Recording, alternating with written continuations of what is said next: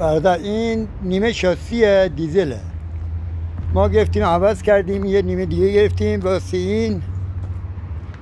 نگاه کن این نیمه رو عوض کردیم واسش. دوبلر هم اینجوری زدیم. نگاه کن روی کار دو طرف. دیدی اونا پرچه همه سر جاشه.